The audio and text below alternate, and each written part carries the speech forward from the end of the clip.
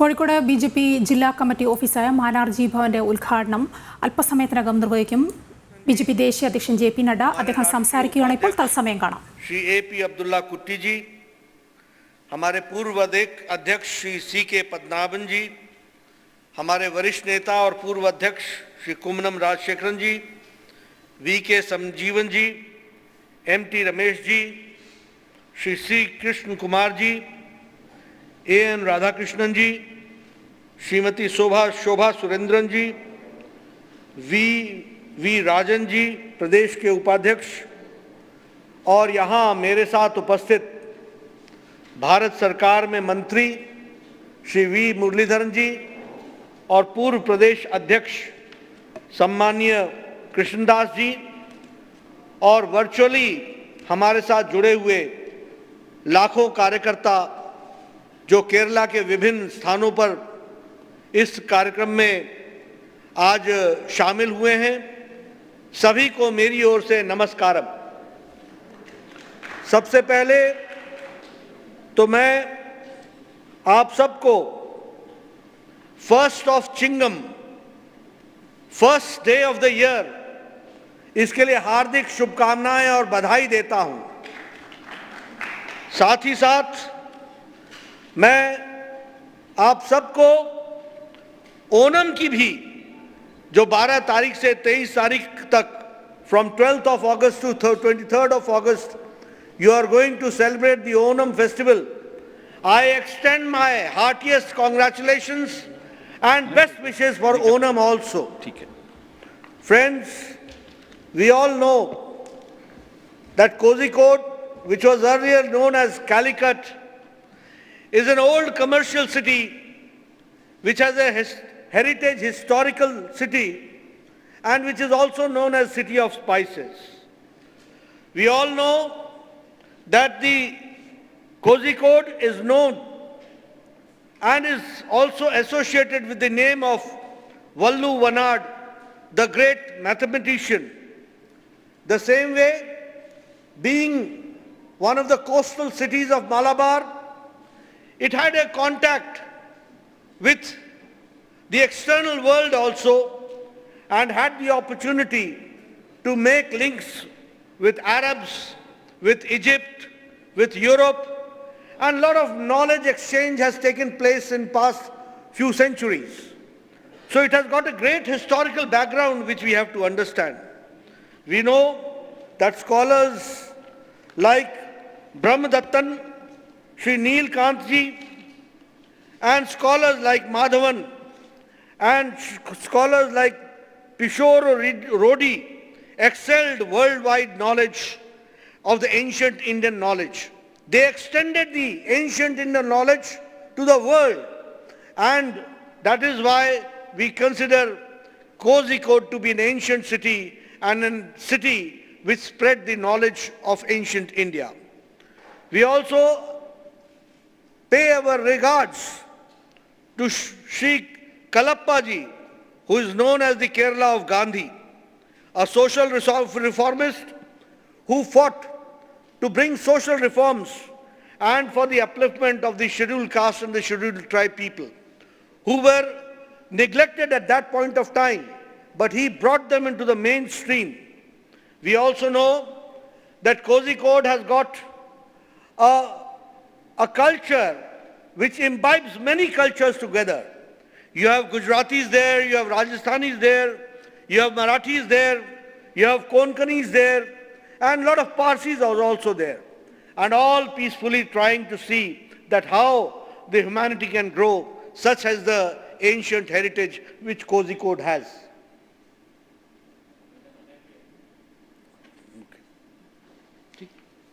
Friends, today it is an opportunity for me for the inauguration of the Mararji Bhavan, the BJP office which we are going to do today. We all know and we all hold Mararji with high esteem and with a lot of respect, because we all know that he is one of the persons who tried to see, he had seen the Jansangh days, and he was a person who in Bharatiya Janata Party tried to see that the BJP grows in the soil of Kerala. He put his all efforts first as a general secretary of the party, of the state general secretary, and later on he became the president. He also fought elections. Unfortunately, he could not succeed, but he made the party stronger from pillar to post. He dedicated his whole life. I am happy that the Kerala unit and especially the Kozhikode unit has decided to dedicate the BJP office on the name of Shri K.G. Morarji as the BJP office K.G. Morarji Bhavan. It's really good to remember the people who have dedicated themselves. Friends, when I talk about Kozhikode, it will be also pertinent for me to take the name of U.D. Rao ji, Shri C.M. Krishna Unni ji, Shri C. Prabhakaran ji, Shri K.C. Shankaran ji. All of them have dedicated their life for the upliftment and for making Bharatiya Janata Party stronger in Kerala. It is indeed a day to remember them because they dedicated themselves. They put their whole toil and whole strength to see Bharatiya Janata Party and the ideology grow in Kerala. Friends, I am told that the building is a 4-storied building which has come up. It has got a lot of facilities along with the conference hall, the boardroom, the auditorium, and a lot of facilities like library, like e-library, and other facilities. The provision has been done. It will be certainly a place which is going to help in coming times to establish the party in Kozhikode and in Kerala itself. I dedicate the office to the people of Kerala, to the Karyakartas of Kerala, with the hope that all of you will see that this place becomes an area, this place becomes the center of development of Bharatiya Janata Party. Friends, when we were young, when Muralidharan ji and Krishna Das and me, we were all in Vidyarthi Parishad, and also like Surendran ji and Padnaban ji, who had been working hard for Bharatiya Janata Party. At that point of time, we all remember that we used to talk about 5 Ks. We used to say 5 K, Karyakarta, Karyakarani, Karyakram, Kosh or Karyalaya. There is no organization which does not have a worker. There is no organization which does not have a structure, and it does not have an executive to execute the ideology. There is no organization which does not have the financial support. There is no organization which has got a program, Karyakram. And there is no organization which can function without a Karyalaya, without an office. So here, we have got Karyakarta, you have got Karyakram, you have got Karyalaya, you have got Karyakarani, and today you have got your own Karyalaya. I once again dedicate this Karyalaya to you. Friends, when we say Karyalaya, it gives a different connotation. It is different from office. When I talk about office, it means that the office resumes at 10 o'clock and closes at 5 o'clock. But when I say Karyalaya, it means it is a place of interaction of ideology. It is a place where the workers are dedicated and they get good feeling there, and also they learn many things formally and informally. And that is why the Karyalaya thrives and functions in the afternoon and especially in the evenings. And it is a place which works 24/7 and 365. Every time the Karyalaya is open, the Karyalaya never closes down. It always works. It is a place where you get the good sanskaras, where you get the sanskar, where you get the smritis, the remembrance of the old people who have dedicated themselves, and from them you imbibe new culture, working culture of Bharatiya Janata Party. So once again, I dedicate and I feel that this is going to help you in coming times, and certainly it's going to strengthen the ideology in coming times. Friends, when I talk about Kerala, I feel a lot of anguish and pain because in spite of all the support given by Prime Minister Modi, Kerala is not functioning as it had to function. The culture of Kerala, the development of Kerala has been hampered because of the political culture which is prevailing for last 30, 40 years in Kerala. I am speaking with great anguish and pain. मैं बहुत पीड़ा के साथ और दर्द के साथ इस बात को कह रहा हूं. जो राजनीतिक कल्चर केरला में डेवलप हुआ, वह कल्चर ने केरला के डेवलपमेंट को रोक दिया. और आप देखिए कि केरला के लोग दुनिया में उन्होंने अपने आप को स्थापित किया है. They have made a mark in the world. You talk about America, you talk about Europe, you talk about Southeast Asia, you talk about any area. The Kerala people have made their place. But when it comes to Kerala, all the development work has come to a standstill. No industries, no development, no scope of employment.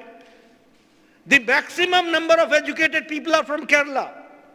But the minimum job opportunities are in Kerala. They have to go out, migrate, and they have to make their place outside. That is what I would like to share with you.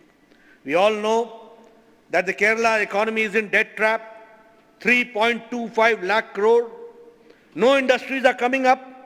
And even the existing industries in Kerala, because of the hostile attitude and because of the hostile political attitude, they are trying to lock down and they are also trying to flee away from Kerala as far as the industries are concerned. And it is shocking to know that now what Kerala is identified with, Kerala किस चीज से जोड़ा जा रहा है? Terrorist modules operating in various shapes. The same way, gold smuggling. The same way, it is becoming an ISIS recruiting center. And it is causing a lot of problems because of this, which we have to understand.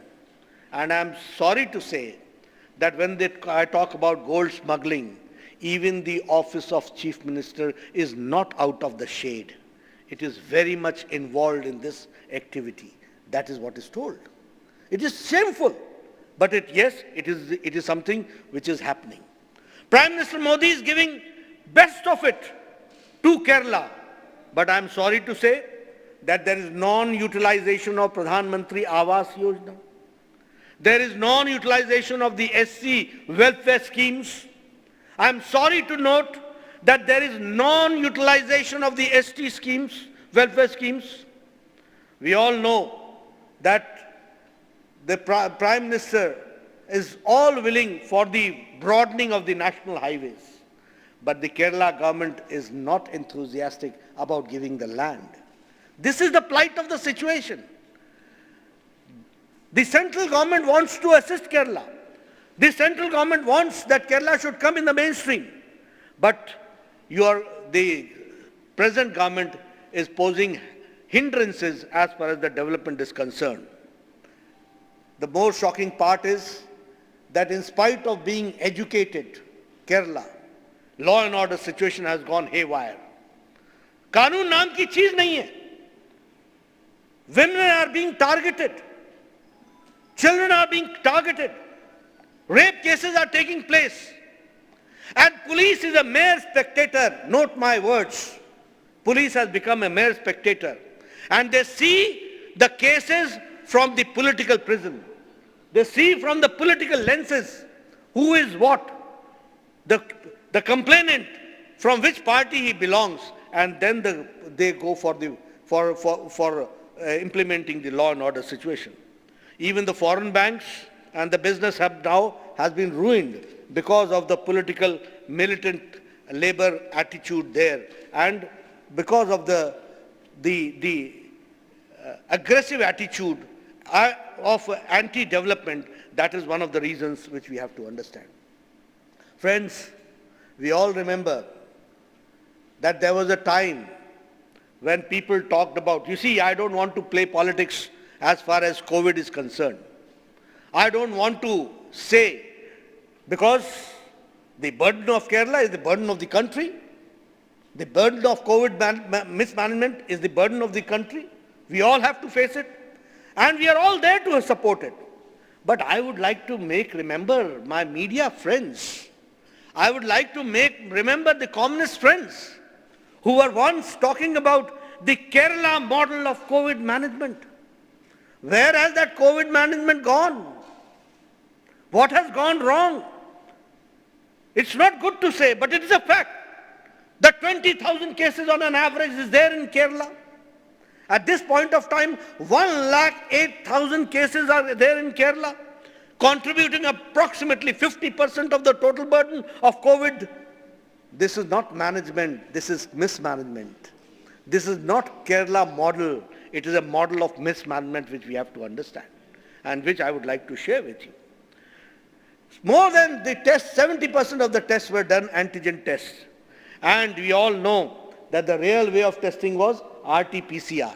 Now you are going for RT-PCR test, but at that point of time, you didn't do it, and because of that, the burden of COVID has risen, has swollen to this level, which we have to understand. And we also know that in this COVID management, what proactive role the government had to play, that role was not played. That is also we have to understand. You know, what is the population of Kerala? 3.58 crores. And corona cases is 38 lakhs, which contributes to 10.3%. Now look at there, Uttar Pradesh. What is the population? The population is 22.9 crores, means 23 crores. And what is the corona cases? 17 lakh. What contributes? It is 0.73%, which we have to understand. If we talk about Madhya Pradesh, the population is 7.3 crores. The cases are 8 lakhs, 1.2% of the population. And this is the management which we talk about. And internationally also it has been accepted that UP's COVID management has been excellent, which we have to understand. I'm not trying to ridicule any state, but I would like to say what difference it makes when the leader is honest to the cause and when the leader is not honest to the cause, what difference it makes. This is what I would like to share with you with these statistics. Friends, it is certainly a great honor for us that the country is being led by Prime Minister Modi. You see, in COVID management, prosperous countries like America, like Europe, countries of Europe, who had better health facilities than us, we found them in a very precarious condition, almost with best health facilities. Their facilities were crumbling down. And what was their population? 22 crores, somewhere 6 crores, 3 crores, 10 millions, 20 millions, 22 million, this was the population. But here in India, 1.3 billion people, Prime Minister Modi took a very bold decision at the right time, and lockdown was implemented. And during the lockdown period, he made the country ready to fight against COVID. This was called management, which we have to understand. If we talk about at that point of time, we do not make PPE kits. But now, India is exporting PPE kits. At that point of time, we could not make masks. Now India is not only self-sufficient, but also seen to it that we are able to export masks. Not only that, we became self-sufficient in sanitizers. We became self-sufficient in ventilators. All these facilities were created at that point of time, which we have to understand. And I am happy to share that in Kerala also, day before yesterday, our health minister, Mansukh Bhai Mandavia, has given a special package to Kerala of 267.35 crores for strengthening the health systems and especially getting prepared for the third wave and especially making Kerala prepared for the children by making special ICUs and 10 kiloliter oxygen tank facility in every health facility that is being given. So 267.35 1.35 crores have been given to Kerala only for strengthening the health facilities in Kerala. I would request my friends who are in the administration, I would request the politicians to see to it that this money sent by Prime Minister Modi is rightfully utilized for the people of Kerala. That is what I would like to share. Here I would also like to share about the second wave and the oxygen management. Nobody knew. Many lost their lives. We are all with them, and with sincere heart, we pray to God that God gives them place in heaven and may their soul rest in peace. Many lost their lives. We are pained by it. But nobody could imagine that the second wave, the intensity will be so high and the need of oxygen will be so high. But Prime Minister Modi made it do it that within 1 week, 3,000 metric ton oxygen was raised to 9,446 metric ton. Within 1 week that was done. We didn't play politics. We didn't say that the demand is more and supply is less. We saw to it that the demand is improved. And within 1 week, by air, by sea, and by road, and by train, we saw that the oxygen reached the destination. Oxygen Express was brought into action. The same way Oxygen Express highways were brought into action. The same way seas was used to bring oxygen. The same way Indian Air Force did 1,400 sorties only to make the oxygen reach the destination by Prime Minister Modi. This we have to understand. All this was done within a week's time. And we all know that India is now self-sufficient as far as vaccination is concerned. Friends, I have been a former health minister. I had an opportunity to be 5 years health minister in the state and 5 years health minister of the country. I know that it took years for the vaccination to reach when smallpox was rampant. I know that it took years to reach vaccination when chickenpox was rampant. We know that for tuberculosis, medicine came very late.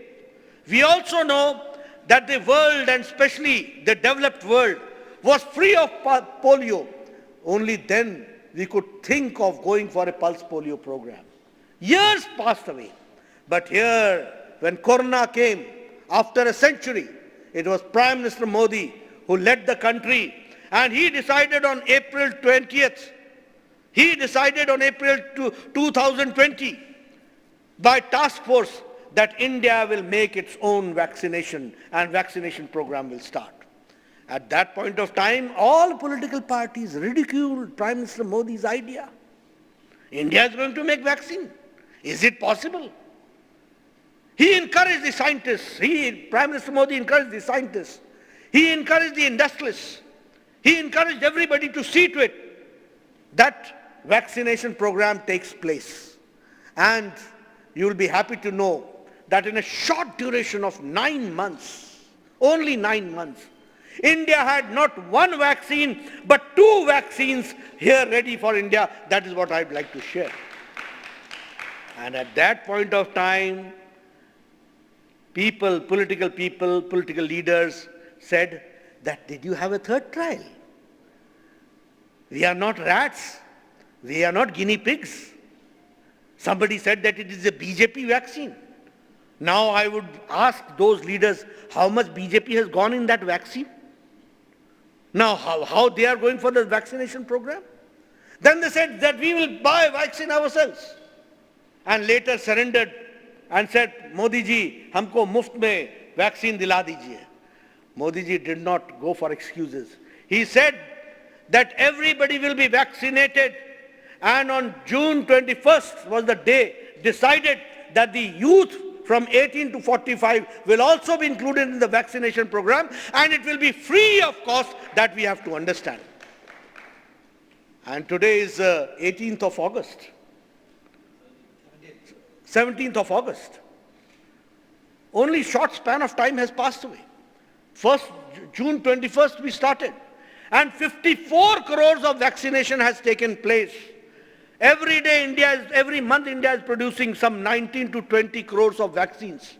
By December, everybody will get 2 doses of vaccine, which will be the fastest and the largest vaccination program which we have to understand. It is the fastest and the largest. And we want, I request Surendran ji, I request O Rajgopal ji, I request Padmanabhan ji, I request everybody from the state, make this vaccination program a success in Kerala. See that because of political ideologies, the government does not differentiate even in COVID management and vaccination program. That we have to understand. Not only that, Prime Minister Modi also brought the program called as Pradhan Mantri Garib Kalyan Anna Yojana. The Director General of World Health Organization, Dr. Tedros, said that Prime Minister Modi has not only addressed health issues, he has also addressed the economic issues. And you all know that a century before, when the pandemic came, people died more because of hunger than because of this disease. But at this point of time, he provided 80 crore people with rice, with pulses, with wheat, and saw to it that no Indian should remain hungry, and that program was called as Pradhan Mantri Garib Kalyan Anna Yojana. It is going to continue till Deepavali.